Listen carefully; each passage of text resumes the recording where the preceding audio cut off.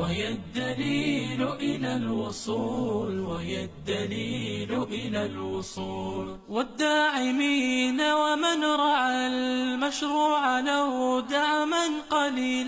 আসসালামু আলাইকুম ওয়া রাহমাতুল্লাহি ওয়া বারাকাতুহু। আরবি বর্ণমালা, নুক্তা এবং মুরাক্কাবের পর আমরা এখন শিখব হরকত।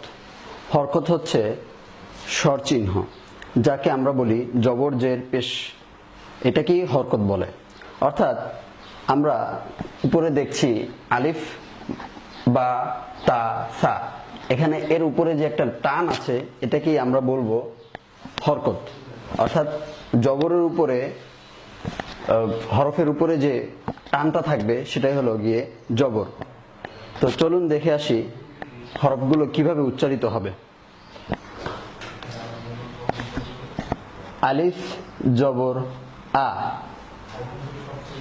বা জবর বা, তা জবর তা, সা জবর সা, জিম জবর জা, হা জবর হা, খ জবর খ, দাল জবর দা,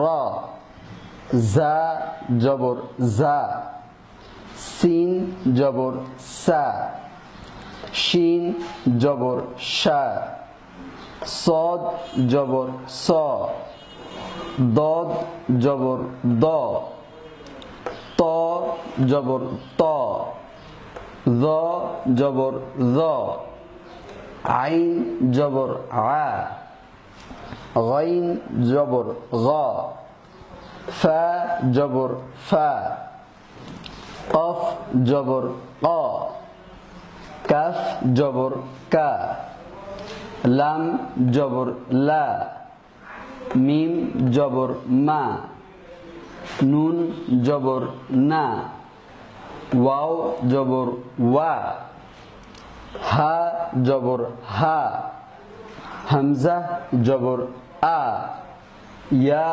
জবর ইয়া। তো শুরুতেই আমি বলেছি হরকত হচ্ছে স্বরচিহ্ন। আরবি হরফের সাথে মিলিয়ে পড়ার সময় যখন আমরা উপরে হরকত অর্থাৎ কোনো টান দেখব তখন বুঝবো এটা জবর, অথবা নিচে যখন টান দেব তখন এটা জের, এবং উপরে যখন টান হবে যেমন ধরেন এরকম, তখন এটাকে বলবো পেশ। তো শুরুতে আমরা পড়েছি জবর, এবং এরপর আস্তে আস্তে আমরা জের এবং পেশ নিয়ে আলোচনা করব।